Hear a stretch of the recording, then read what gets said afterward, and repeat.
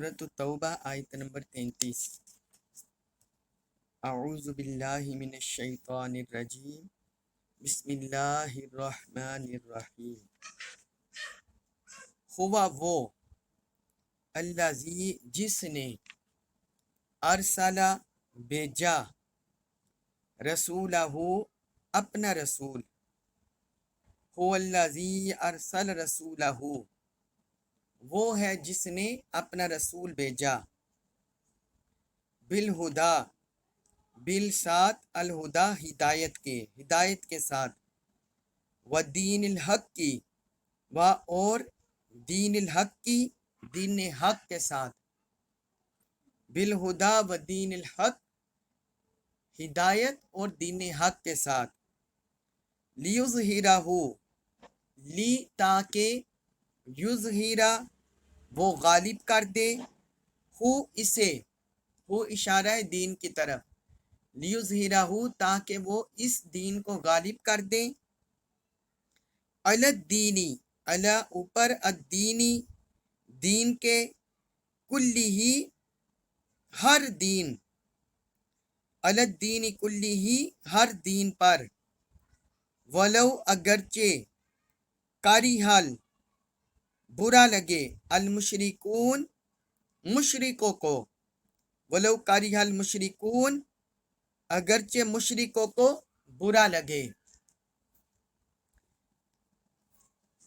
पिछली आयत मुबारका में हमने पढ़ा अल्लाह ताला ने जो तागूती ताकतें हैं, शर पसंद ताकतें हैं, इस्लाम दुश्मन कुव्वतें हैं, उनका जिक्र किया कि वो चाहते हैं नूर इलाही को बुझा दें।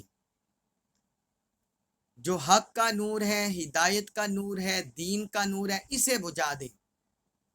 आगे अल्लाह पाक ने फरमाया अल्लाह ताला इनकार करता है और वो अपने नूर की तकमील चाहता है, वो अपने नूर को तकमील करेगा। यहाँ अल्लाह रब्बुल इज़्ज़त ने उस नूर की तकमील का जरिया और उस नूर की तकमील का सबब अपने हबीब मुकर्रम सल्लल्लाहु अलैहि वसल्लम की बेअसत का मकसद गर्ज़ व गायत इस आयत मुबारका में जिक्र की है। अपने हबीब की बेअसत का मकसद भी जिक्र किया है और दीन हक के गलबा की बशारत ये भी सुनाई है। फरमाया हुवल्लाज़ी अरसल रसूलहू वो ज़ात है जिसने अपने रसूल को भेजा। यानी ये जो रसूल आखिरुज़्ज़मा सल्लल्लाहु अलैहि वसल्लम तशरीफ़ लाए हैं, ये अज़हुद नहीं आए। इनका मनसब रिसालत, मनसब नबुव्वत, मकाम रिसालत ये अल्लाह की तरफ से अता करता है और अल्लाह ताला ने इन्हें भेजा है। किसके साथ? बिल हुदा व दीनिल हक हिदायत के साथ और दीन हक के साथ। ये हिदायत लेकर मबूस हुए हैं, हिदायत के साथ ये भेजे गए हैं। हिदायत से मुराद है कुरान की तालीमात, रिसालत माआब सल्लल्लाहु अलैहि वसल्लम की तालीमात, अहकाम शरीयत, दीन की तालीमात। और दीन हक वाज़े है कि दीन इस्लाम। फरमाया अल्लाह ताला ने इन्हें हिदायत के साथ और दीन हक के साथ भेजा है। आगे मकसद जिक्र कर दिया और गलबा की बशारत जिक्र कर दी। वो फरमाया लियुज़हिराहू अलद्दीनी कुल्ली ताकि वो इस दीन को, दीन हक को, हिदायत को सारे अदियान पर, हर दीन पर गालिब कर दे। ताकि वो इस रसूल को हर दीन पर गालिब कर दे। अल्लाह ताला ने फरमाया कि वो इस रसूल को हर दीन पर गालिब कर दे सल्लल्लाहु अलैहि वसल्लम। ये लियुज़हिराहू दीन की तरफ भी इशारा है, हुजूर सल्लल्लाहु अलैहि वसल्लम की तरफ भी इशारा है कि वो इस दीन को या इस रसूल को हर दीन वाले पर या इस दीन को हर दीन पर गालिब कर दे या इस रसूल को हर दीन वाले पर गालिब कर दे।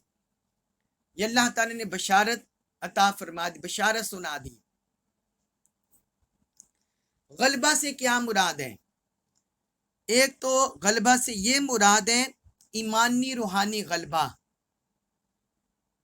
کہ دین اسلام کے آنے سے، آخری کتاب کے نزول سے، اللہ کے آخری رسول صلی اللہ علیہ وسلم کی بعثت سے اب باقی سارے ادیان منسوخ ہو گئے ہیں۔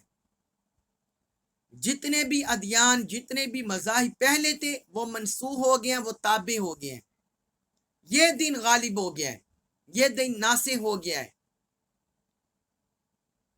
اب نہ عیسائیت کا دین باقی رہا ہے، نہ یہودیت کا دین باقی رہا ہے، نہ اور کسی دین، نہ اور کوئی دین اور کوئی مذہب باقی رہا ہے۔ اللہ کی طرف سے یہ آخری سند اتر آئی ہے، آخری دلیل اتر آئی، آخری دین اتر آیا ہے۔ اب اسی کو بقا ہے اور یہی باقی رہے گا۔ ایک اس سے یہ مراد ہے، اور دوسرا اس سے مراد ہے مادی طور پر، ظاہری طور پر، دنیاوی طور پر بھی اللہ تعالیٰ اس دین کو غالب کر دے گا۔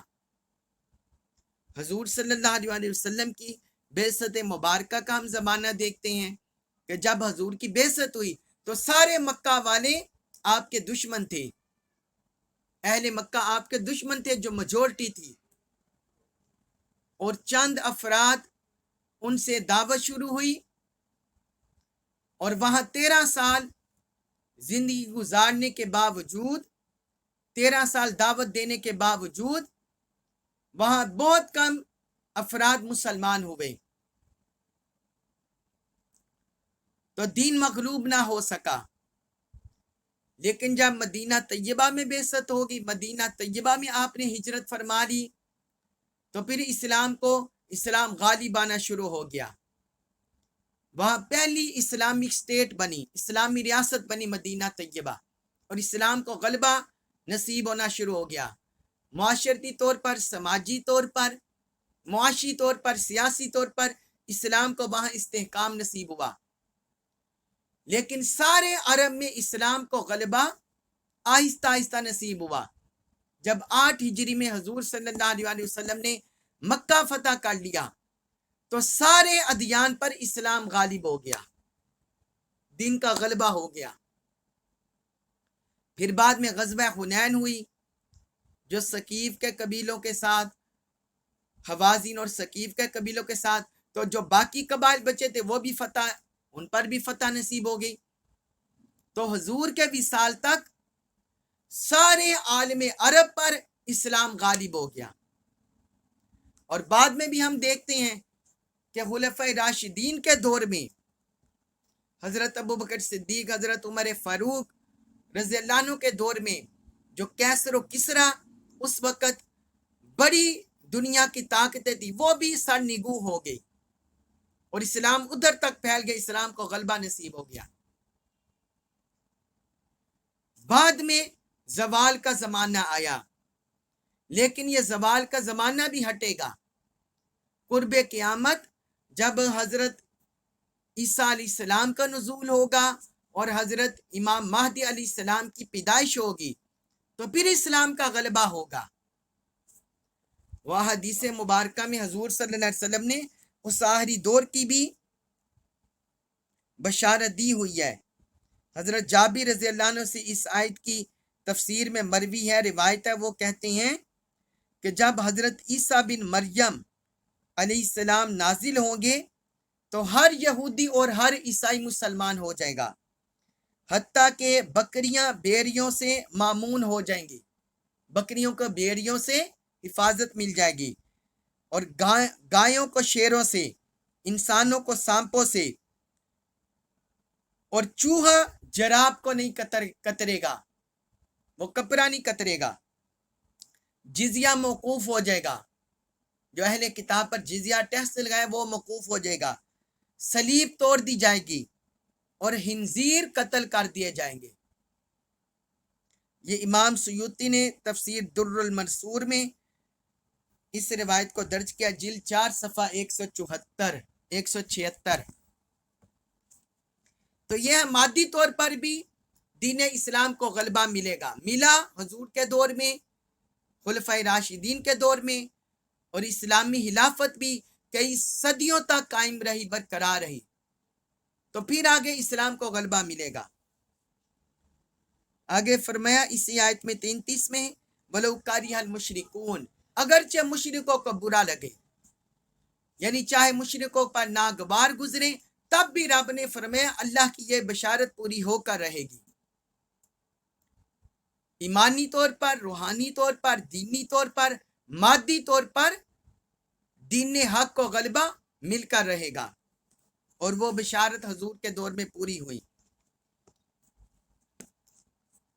اس کے بعد ہے سورۃ التوبہ آیت نمبر 34 اس میں ارشاد فرمایا یا ایہا الذین آمنو، اے ایمان والو، ان بے شک کثیرم بہت سے من الاحباری علماء والرہبانی اور درویش لوگ لیأکلون لا البتہ یأکلون وہ کھاتے ہیں اموال الناس اموال الناسی لوگوں کے بالباطل ناحق۔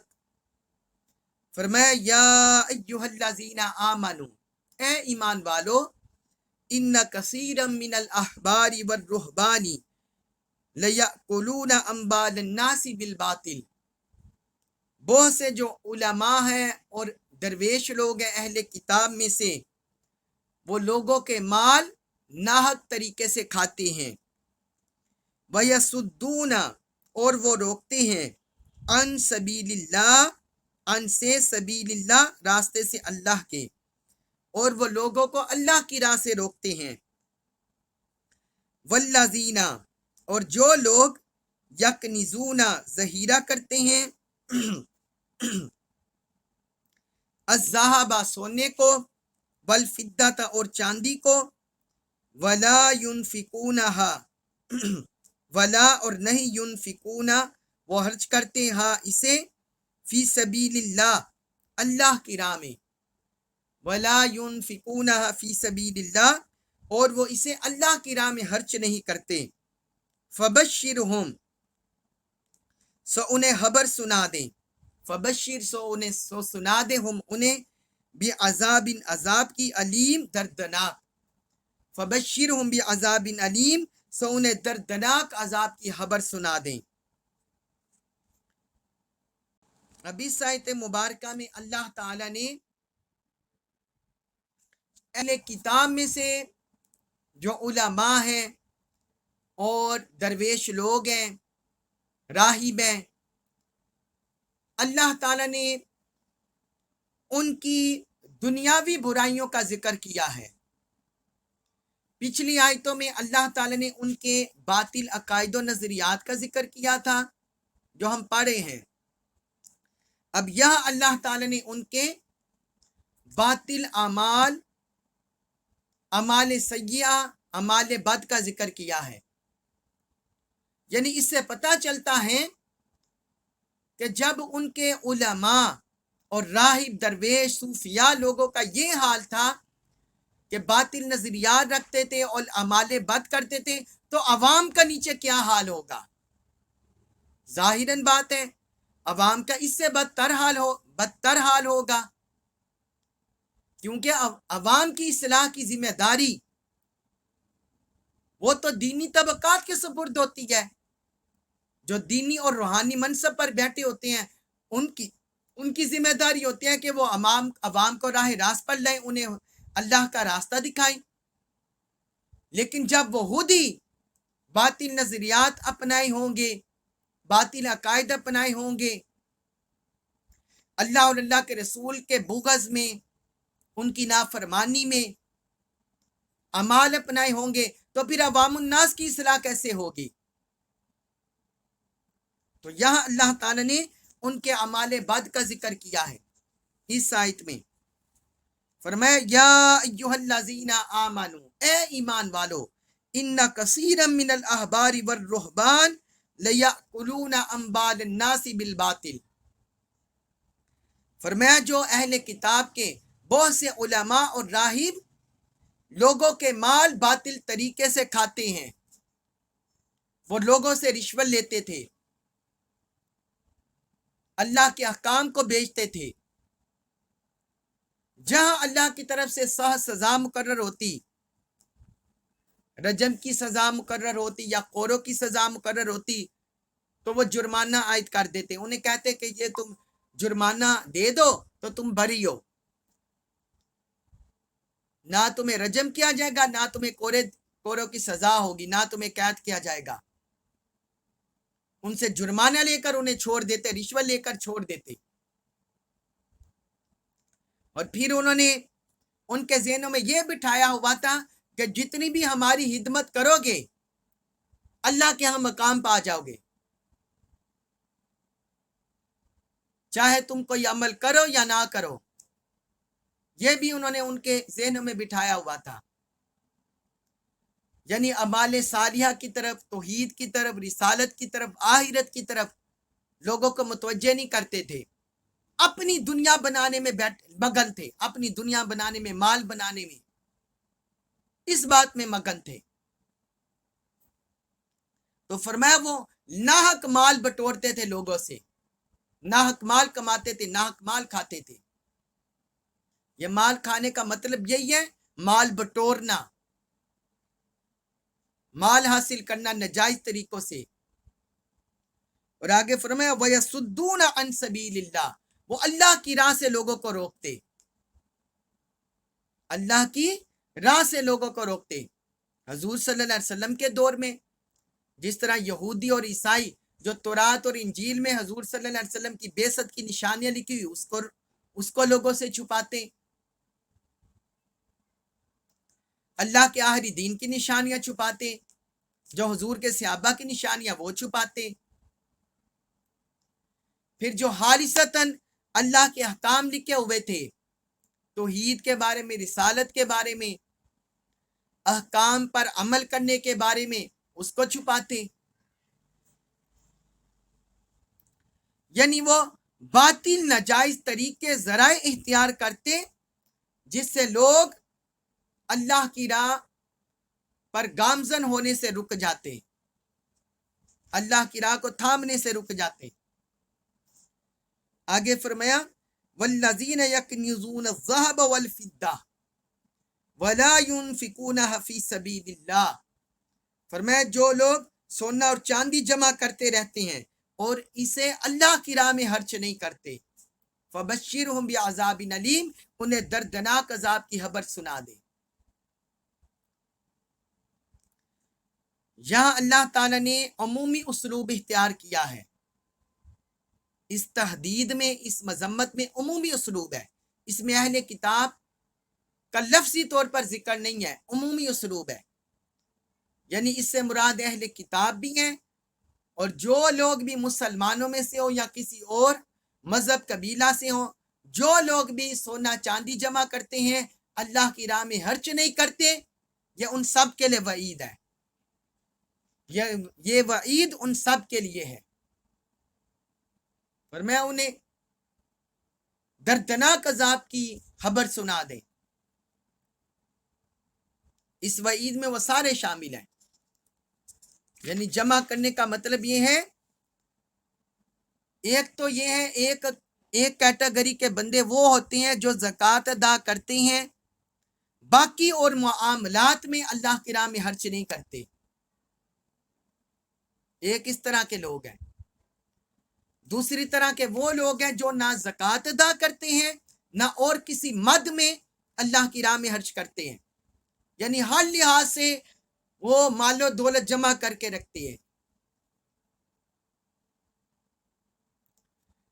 اگر تو کوئی بندہ زکوٰۃ ادا کرتا ہے، وہ غریبوں فقراء پر جو 8 مصارف اللہ تعالی نے سورۃ توبہ میں ذکر کیے ہیں وہ آگے آئیں گے، 8 مصارف جو ذکر کیے ہیں، اگر تو وہ ان مدات میں زکوٰۃ ادا کرتے ہیں اور پھر ان کے آس پڑوس میں رہنے والے غریب، یتیم، فقیر، مسکین، ان کی حاجات پوری ہو جاتی ہیں، اقامت دین اور دین کی تبلیغ، جد و جہد، اس حوالے سے ضروریات تقاضے پورے ہو جاتے ہیں پھر وہ بری ذمہ ہے اللہ کی راہ میں، اللہ کی نظر میں، اللہ کے رسول کی نظر میں، پھر ان سے معاوضہ نہیں ہوگا۔ لیکن اگر زکوٰۃ ادا کرنے کے باوجود ان کے آس پڑوس میں کوئی غریب، یتیم، مسکین، محتاج ہو، جن کو مال کی ضرورت ہو، اس کے باوجود وہ اپنا مال جمع کر کر کے رکھتے ہوں، تو پھر ان کے لیے قابل مذمت ہے، پھر ان سے معاوضہ ہوگا۔ یا اقامت دین کے لیے ضرورت ہو، تبلیغ دین کے لیے ضرورت ہو، پھر بھی وہ سنبھالتے ہوں تو پھر ان سے معاوضہ ہوگا۔ پہلی صورت میں نہیں ہوگا، دوسری صورت میں ہوگا۔ اور جو لوگ نہ زکوٰۃ کی صورت میں مال خرچ کرتے ہیں، استطاعت رکھتے ہیں، وسعت رکھتے ہیں، اور فی سبیل اللہ عمومی طور پر بھی اللہ کی راہ میں خرچ نہیں کرتے، تو یہ شدید وعید کے مستحق ہیں، ان کے لیے شدید عذاب ہے اللہ کی بارگاہ سے۔ اللہ تعالیٰ نے قرآن میں اور مقامات پر بھی اس کا ذکر کیا ہے۔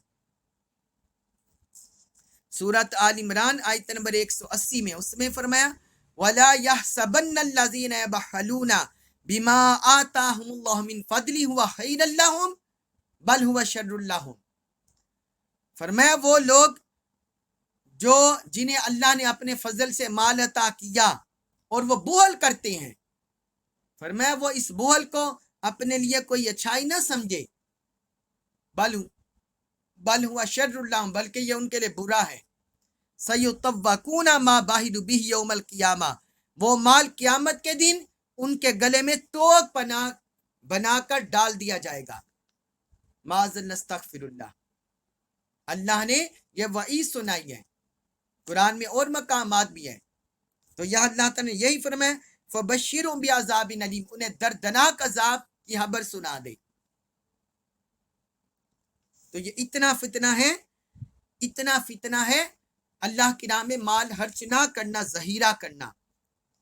آگے اللہ تعالیٰ نے اس عذاب کی شکل بھی بیان کیا، شکل و صورت بھی، آیت نمبر 35 میں فرمایا یوما، سورۃ توبہ آیت نمبر 35 میں فرمایا یوما، جس دن یحما تاپ دی جائے گی، علیہا، علی اوپر، ہا اس کے، یعنی اس مال کے ڈھیر پر، فی میں، ناری آگ، جہنم جہنم کی، یوم یحما علیہا فی ناری جہنم، جس دن اس پر دوزخ کی آگ تاپ دی جائے گی، فتقوا، پھر داغی جائیں گی، بیہا، اس سے، جباہہم، جباہو پیشانیاں، ہم ان کی پیشانیاں داغی جائیں گی، وجنوبہم، وجنوب اور پہلو ہم ان کے، وظہورہم اور ان کی پیٹھیں، فرمایا فتقوا بیہا جباہہم وجنوبہم وظہورہم، پھر اس سے ان کی پیشانیاں، ان کے پہلو اور ان کی پیٹھیں داغی جائیں گی، اور ان سے کہا جائے گا ہاذا، یہ ہے مال، ماں جو کچھ، کنزتم، تم نے جمع کیا، لِأَنفُسِکُم، اپنی جانوں کے لیے۔ ان سے کہا جائے گا ہاذا ما کنزتم لِأَنفُسِکُم، یہ وہی مال ہے جو تم نے اپنی جانوں کے مفاد کے لیے جمع کیا تھا، فذوقوا، اب تم چکھو، ماں جو کچھ، تم تھے تکنزون، جمع کرتے، تو اب تم مزہ چکھو جو تم جمع کرتے رہے تھے، اب اس کو مزہ چکھو۔ کتنی سخت وعید ہے، معاذ اللہ، استغفر اللہ۔ جو لوگ اپنا مال جمع کرتے رہتے ہیں، اللہ کی راہ میں خرچ نہیں کرتے، اقامت دین پر، تبلیغ دین پر، تعلیم دین پر، لوگوں کی ضروریات پوری کرنے پر، بے کسوں پر، یتیموں پر، محتاجوں پر، پڑوسیوں پر، ضرورت مندوں پر، اپنے خونی رشتہ داروں پر، فرمایا یہ جو مال ہے قیامت کے دن یحما علیہا فی نار جہنم، جہنم میں تاپا جائے گا، یعنی اسے گرم کیا جائے گا، فتقوا بہا جباہہم وجنوبہم وظہورہم، پھر اس سے ان کی پیشانیاں، ان کے پہلو اور ان کی پیٹھیں داغ دی جائیں گی۔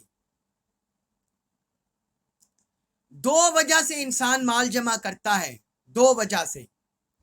ایک تو یہ کہ اپنے آپ کو معاشرتی حوالے سے لوگوں کی نظر میں اونچا کرنے کے لیے، کہ میری پیشانی اونچی ہو، میری ناک اونچی ہو، میری برادری میں، میرے محلے میں، میرے علاقے میں لوگوں کے ہاں مال کی وجہ سے میری قدر ہو، لوگ سمجھے یہ مالدار ہے۔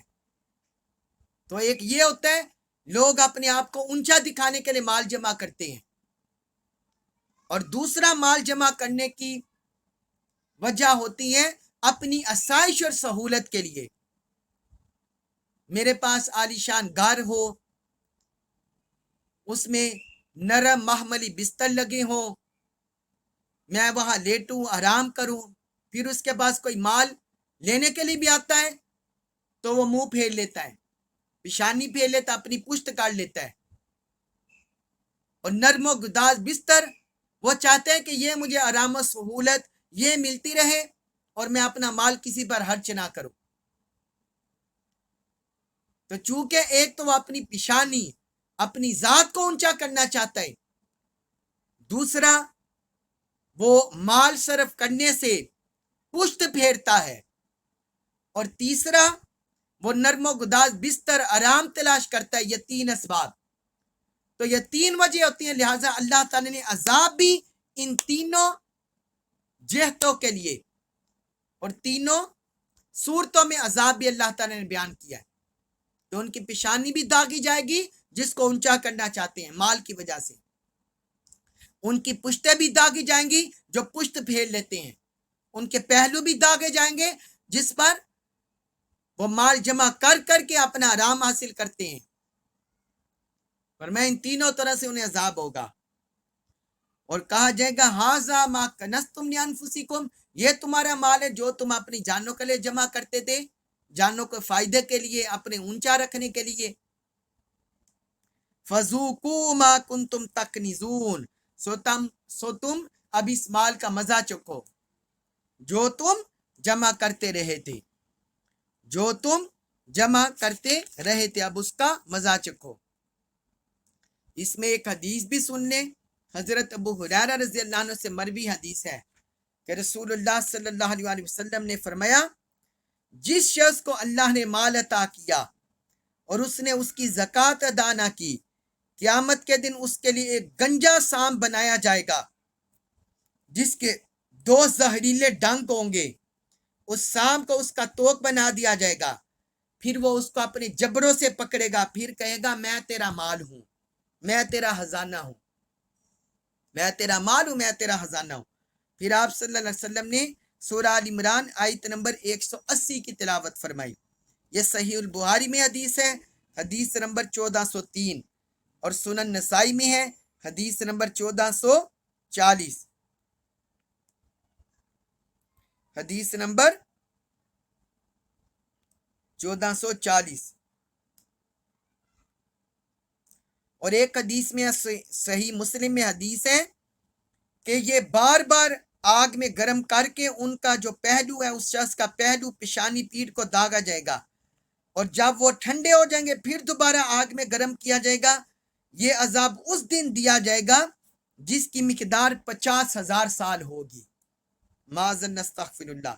اتنا سخت عذاب ہوگا ان لوگوں کے لیے جو اپنا مال جمع کر کر کے رکھتے ہیں، بوہل کرتے ہیں، اور اپنا مال اللہ کی راہ میں خرچ نہیں کرتے۔ اللہ تبارک و تعالی سے دعا ہے اللہ تعالی ہمیں مال کے فتنے سے بچائے، مال کے شر سے بچائے، اپنی راہ میں ہمیں اپنا مال خرچ کرنے کی توفیق عطا فرمائے، اپنی راہ میں جو اللہ کا دیا ہوا مال ہے ہمیں خرچ کرنے کی توفیق عطا فرمائے، قرآن مجید کا کامل فہم نصیب فرمائے، ہمیں اس پر عمل پیرا ہونے کی توفیق عطا فرمائے۔ وما علیہ الا البلاغ المبین۔